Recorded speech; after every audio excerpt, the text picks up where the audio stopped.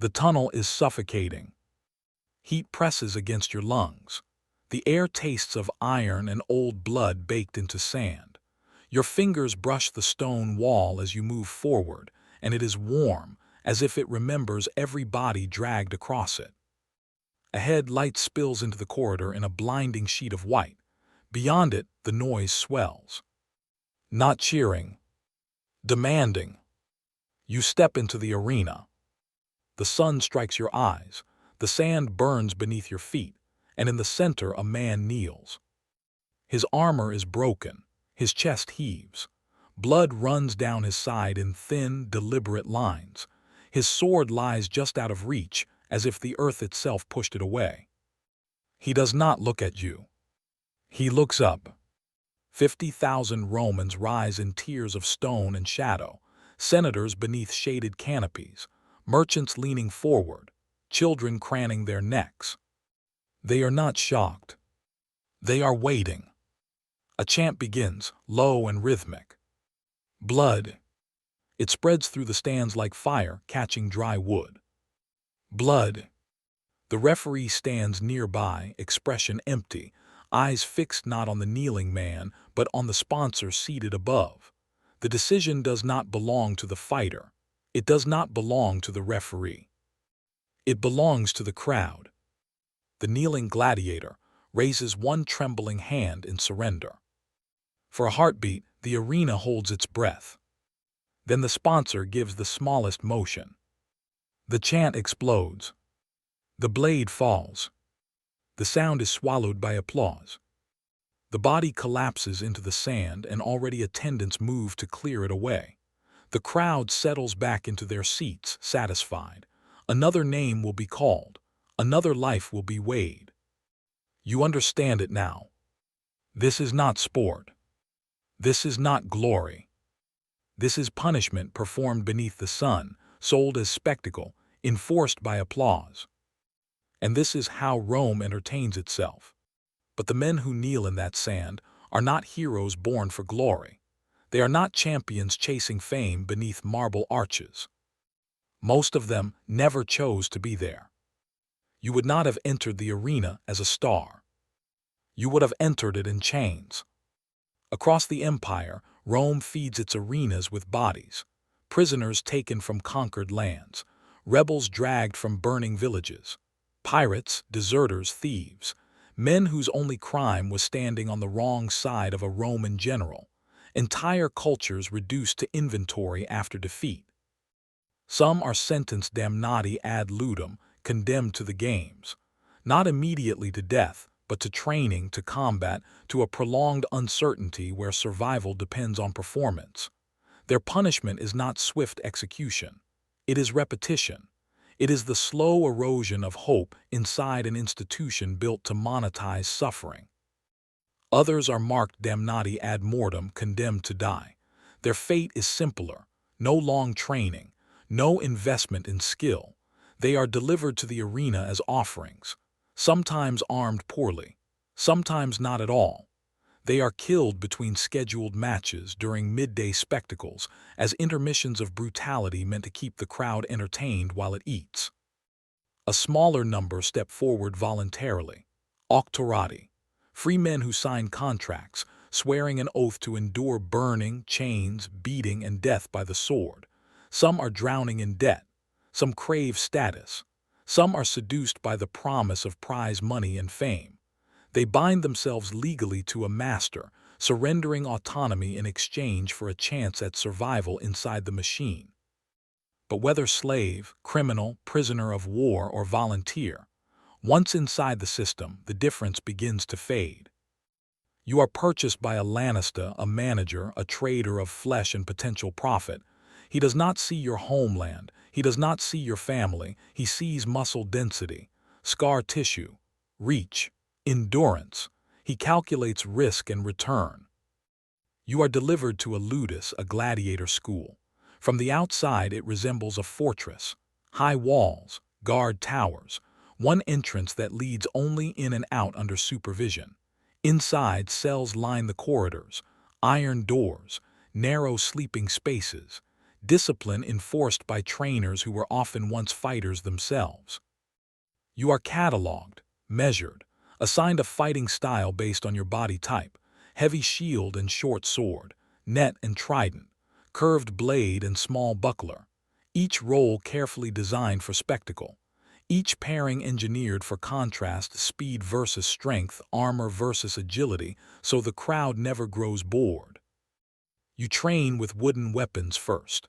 You learn choreography without being told it is choreography. You are taught how to fall without dying too quickly, how to wound dramatically without severing arteries, how to prolong a match long enough to extract maximum excitement from the stands. You are fed well not out of kindness but because you are capital. Barley, beans, thick stews meant to build mass. Doctors patch your fractures. Surgeons stitch your wounds. Rome preserves what it owns. And that is what you are. Owned. Legally classified property. A gladiator is not a free warrior. He is an asset on a ledger.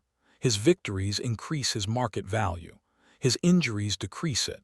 His death is either a loss or an investment paid off, depending on the mood of the crowd and the politics of the day. Even in the greatest amphitheaters, even beneath the arches of the Colosseum, the spectacle rests on this foundation: men stripped of status, reduced to function, displayed as instruments of public punishment disguised as entertainment. If you watch history but refuse to support the people exposing its darkest truths, what does that say about you? If you value truth over glorification, then stand with it. Subscribe. And if you won't, explain in the comments why Rome's brutality deserves silence. And if you won't, explain in the comments why Rome's brutality deserves silence. Because what you are watching inside the arena did not begin in the sand. It began in a courtroom. In Rome, punishment was not random. It was structured, categorized, codified. Law was not merely a system of order, it was an instrument of display. When a man was accused, his fate depended not only on his crime but on his status. A Roman citizen might face exile, a fine, forced labor, but a slave, a foreigner, a rebel from a conquered province, his sentence could be something far more theatrical. Condemnation was often public, the verdict delivered before witnesses, the charge announced clearly: theft, treason, desertion, insurrection. The words mattered. They prepared the audience long before the spectacle began. For certain crimes, death was required. But Rome understood something darker than simple execution. Death alone ends a body. Spectacle disciplines a population. So sentences evolved. Some criminals were assigned to mines, slow death in darkness. Others were crucified along roads to warn travelers what disobedience cost, and some were redirected toward the games. The arena became a judicial stage. A man condemned to the games was not simply being punished, he was being repurposed. His suffering would now serve civic education. The crowd would watch, and in watching, they would absorb the message: Rome is merciful to the obedient and merciless to the defiant. Public execution became deterrence wrapped in ceremony. Midday spectacles often featured condemned men reenacting myths. A criminal cast as a defeated hero, forced to die as the story required, burned alive to mimic legend, mauled by animals in symbolic justice. The narrative disguised the cruelty, but the lesson remained clear. This is what happens when you cross the empire. The architecture reinforced it. In amphitheaters across the empire, most famously the Colosseum, seating was not random. It was law carved into stone.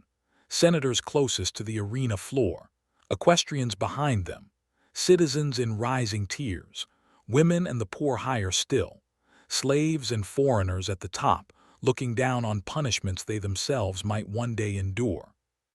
Power sat closest to violence. Those who made the laws watched them enforced at arm's length. And at the center of it all stood the editor, the sponsor of the games, often a politician seeking favor, a magistrate seeking popularity, a man whose generosity in funding blood bought loyalty from the masses. He did not merely provide entertainment. He performed authority. When a gladiator fell, it was the editor who interpreted the crowd's will. His gesture, subtle but absolute, confirmed life or death. Mercy could be granted or withheld, and every decision communicated something: strength, generosity, ruthlessness, control.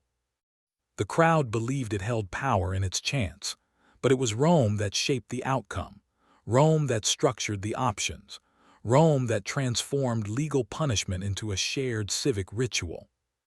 The arena was not separate from the state. It was the state concentrated, a place where law left the parchment and entered flesh, where verdicts were not read, they were enacted, and where every drop of blood reinforced the same message. Rome decides who lives. Rome decides how you die. And before the sand ever touches your blood, Rome prepares you inside walls that look less like a school and more like a correction carved in stone. The gladiator school, the ludus, is often imagined as a proving ground, a place where warriors sharpen their skill and earn their fame. It is not. It is a prison disguised as opportunity. You enter through a single reinforced gate. Once it closes behind you, the outside world becomes rumor. The barracks are narrow. Cells line the corridors, each one fitted with a locked door. At night, iron scrapes against iron as bolts are drawn shut.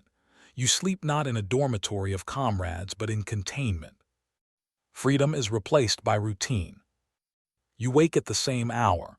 You train under the same commands. You eat when told. You fight when ordered. Every movement is measured. Every infraction punished. Discipline is absolute because discipline protects investment. Some men arrive branded. Others are marked upon entry, a symbol burned or inked into flesh to identify ownership. Not a name, not a tribe, not a history, an indicator, a reminder that escape would mean pursuit and recapture would mean worse. The trainers, often retired gladiators, enforce structure with blunt efficiency. They correct posture with staffs. They strike legs to adjust stance. They do not speak of glory. They speak of angles, distance, stamina. You drill with wooden swords heavier than the real ones. You repeat motions until your arms tremble. You learn how to absorb impact, how to protect vital organs while appearing vulnerable. You are separated into classes. If you are large, strong, capable of carrying weight, you may become a murmillo, heavy shield, short sword, helmet enclosing your vision. Slow, deliberate, imposing. If you are agile, quicker, leaner, you may train as a retiarius, no heavy helmet, no large shield, a net and trident. You fight with space, entangling opponents before striking. If your style favors curved blades and compact shields, you might become a threeks, designed to clash dramatically against the heavier classes. Or a secutor, built specifically to counter the retiarius smooth helmet to avoid the net, relentless forward pressure. Each role exists not for battlefield realism but for spectacle. Each pairing is engineered to create tension, armor against speed, defense against improvisation. Contrast sustains interest. Interest sustains profit. Your body begins to change. You are fed thick barley porridge, beans, stews dense with calories, not to sculpt elegance but to build mass. A layer of fat cushions muscle. Shallow cuts bleed impressively yet avoid vital damage. A spectacle of injury without immediate loss of property. You drink mixtures containing ash, charred plant matter mixed with water. It tastes bitter, chalky. It is believed to strengthen bones, to reinforce what must withstand repeated impact. Broken bones cost money. Reinforcement protects margins. Doctors examine you regularly. Wounds are stitched, infections treated, fractures set with care. Surgeons practice on gladiators because gladiators are worth maintaining. You are a financial instrument with muscle. And slowly, something shifts inside you. You stop thinking of escape as immediate. You begin thinking in terms of survival cycles: next match, next meal, next repair. This is the quiet cruelty of the ludus. It does not simply confine your body. It restructures your mind. You are told that with enough victories you might earn freedom, a wooden sword, release. The possibility dangles just far enough to keep you compliant. Hope becomes another training tool. But understand this clearly. You are not trained to win. You are trained to perform, to endure, to prolong, to bleed convincingly without dying too quickly, to fall in ways that excite a crowd, to rise in ways that build anticipation. Profit depends not on your triumph, but on your usability. The school does not create heroes. It manufactures return on investment. If you believe history should expose systems like this without romanticizing them, then stand with it. Subscribe to this channel and support the telling of what others soften. And if you choose not to, explain why institutions that refined suffering into business deserve to be remembered as entertainment instead of machinery. Rome did not limit its cruelty to trained warriors. Some victims never held a sword. Some never wore armor. They were selected for spectacle alone. They were cast into arenas not as gladiators, but as prey. Lions, tigers, bears, leopards, beasts imported from across the empire waited behind hidden gates. Their eyes glimmered with instinct, their claws and teeth honed by survival, not by rules. The condemned were often unarmed, untrained. Their only instruction: face the impossible. Some were criminals. Others were captives, foreigners, people whose identity mattered less than the profit they generated in death. Some were dressed in mythological guise, made to reenact tales of gods and monsters, turning execution into theater. The timing was deliberate. Executions happened during midday breaks when the crowd rested between gladiator bouts. Families brought baskets of food. Merchants sold wine. Children craned their necks. Lunch was interrupted only by screams. The psychology of the spectators was as intentional as the cruelty itself. Repetition breeds desensitization. Watching death on a regular schedule normalizes suffering. Rome trained not only its prisoners but its citizens to see the pain of others as entertainment. Fear became familiar. Horror became routine. And yet the applause never ceased. Bodies torn by claw and fang were not mourned, they were measured. Did the victim bleed long enough to thrill? Did the beast perform as expected? Profit demanded spectacle. Life for them was collateral. If hearing this makes you uncomfortable, good. That discomfort is necessary. It is the emotional truth Rome relied upon, but also the truth modern storytellers must confront. If you can sit through this and still not support the exposure of these systems, explain why. Leave your reasoning in the comments. Every subscription supports the telling of histories others prefer to sanitize, to soften. Because the past is not entertainment. The past is instruction. The horrors we witness, designed, calculated, normalized, reveal the machinery of human cruelty. And this was only the beginning. Next, we enter arenas where survival depended not on skill or speed, but on fear, calculation, and the whims of men who watched from marble seats. Gladiators were not merely men. They were assets, investments, commodities, muscle measured against coin. The ludi were not run on honor or even the pursuit of fame. They were businesses. Politicians, ever hungry for popularity, sponsored games to curry favor with the masses. Their names were painted across banners. Their fortunes were tied to spectacle. A well-fought match, a clever pairing of styles, a day-long show of life and death. It was calculated marketing. Every gladiator had a price. Armor, helmets, shields, training equipment, all purchased, maintained, and occasionally replaced. Trainers were paid, doctors were paid, even the beasts were imported at a cost that rivaled small estates. Every wound stitched, every fracture set, every meal carefully measured. It had to make financial sense. This is why the strongest, most experienced fighters were rarely executed. Death was profitable only if it thrilled, not if it wasted resources. A veteran gladiator, seasoned and capable of multiple bouts, could generate more return alive than a novice could by dying spectacularly. Crowds might clamor for blood, and occasionally their demands were met, but only when spectacle justified cost. Mercy in Rome was not moral, it was monetary. A trainer's decision to spare a fighter, a Lannister's choice to prolong a career, a politician's call to execute or delay, every act of kindness was a ledger entry. Life and death were commodities.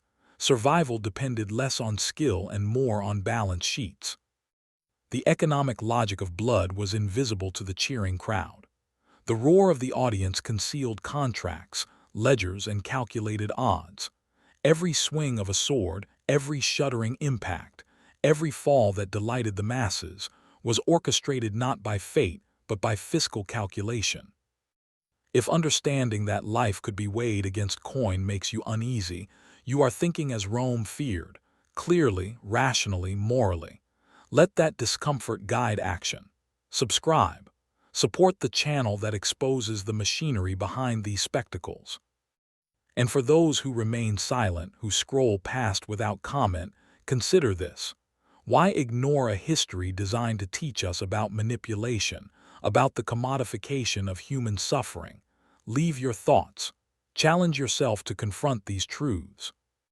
Because the economics of blood were only one layer of Rome's cruelty. The next layer reveals the mechanics of fear itself, the engineering of panic, the choreography of terror that made every citizen complicit in the spectacle. Gladiators were not just trained to fight. They were trained to exist under constant erasure. Names, histories, identities, all stripped away. You entered the ludus as a man, you were reborn as a label. Some were branded on the skin, inked like livestock. Others were renamed by the Lannister, a new identity forced upon them to make them forget who they were, to sever ties to past allegiances, to ensure dependence on the system. Fame was not a gift, it was a sentence. You were known for what you survived, not who you were. Every crowd knew your persona, your signature style, your mark. But they did not know you. You lived in a cycle where death was always scheduled. Not just imagined, it was announced. The arena calendar, the editor's decisions, dictated who would fight and when. The rhythm of your life was terror mapped in ink and stone. Morning, training. Midday, hunger and anticipation. Afternoon, the roar of the crowd, the sting of steel. Night, the quiet of barracks, haunted by the screams of those who did not return. Survivors carried a burden that was invisible to spectators. They watched men die before them, cheered, celebrated, and then were told to fight again. Survivor guilt became a tool of control. Trauma was not incidental, it was engineered. Every injury that did not kill, every fall that did not end life, every scream that did not cease reinforced obedience. Pain became expectation. Fear became routine. Compliance became instinct. Even survival was a punishment. Beaten, humiliated, exhausted, yet alive, a gladiator returned to the barracks only to confront another round tomorrow. Failure was temporary, survival was a sentence. You learned quickly that heroism had no currency. Endurance did. Repeatability, marketability. You were punished for living. Punished for the endurance that made you valuable. Punished by the memory of all those who did not survive. This is why the ludus was more than a school, more than a prison. It was a psychological crucible. Minds were reshaped to accept brutality, to find normalcy in horror, to live for the anticipation of being watched while stripped of autonomy. Every victory carried the shadow of trauma. Every applause carried the weight of complicity. Every day of survival reinforced the chains you could not see. If this makes you uneasy, if you feel the weight of the psychological cruelty, do not look away. Subscribe. Support the exposure of systems that design suffering not just for the body, but for the mind. And for those who claim neutrality, who watch without action, consider this. Trauma survives even in silence. If the past is not confronted, its lessons are lost. Comment. Reflect. Challenge yourself to witness, not to ignore. Because the arena was more than blood. It was a laboratory of fear, a workshop of obedience, a theater where human minds were forged, bent, and broken to sustain the empire's appetite. Even in a system designed for absolute obedience, cracks appeared. Spartacus is remembered not as a hero, but as a symptom of a failure Rome could not ignore. A gladiator who refused to submit, he gathered others like him, men stripped of name, identity, and freedom, and dared to challenge the machinery itself. Rebellion was never tolerated. The empire responded with a methodical, almost surgical cruelty. Every insurgent was hunted, every escape suppressed, every act of defiance recorded as a lesson to all who survived. Battles that once thrilled the populace became massacres. The same roads that carried traitors, spectators, and politicians also became avenues for terror. Thousands were crucified along these arteries, bodies stretching as far as the eye could see, a warning etched in flesh and bone. And yet the revolt did not dismantle the system, it reinforced it. Rome learned. Discipline became harsher, surveillance tighter, punishments more calculated. The games, the arenas, the ludi, all were optimized to ensure that no spark of defiance could ignite without consequence. Rebellion hardened the chains. Fear was no longer incidental, it was deliberate. Rome's lesson was clear. Resistance might flare, but it could never escape the weight of the empire. Every revolt, every act of courage, every fleeting hope of freedom became another instrument in the teaching of obedience. Survival demanded not just skill, but silence, compliance, and the acceptance of a world where brutality was routine. If the thought of systemic cruelty bending and crushing those who dared resist unsettles you, let it. Let it guide you. Subscribe to this channel. Support the unflinching exploration of dark history. And if you scroll past, consider this. Every act of silence is complicity in forgetting.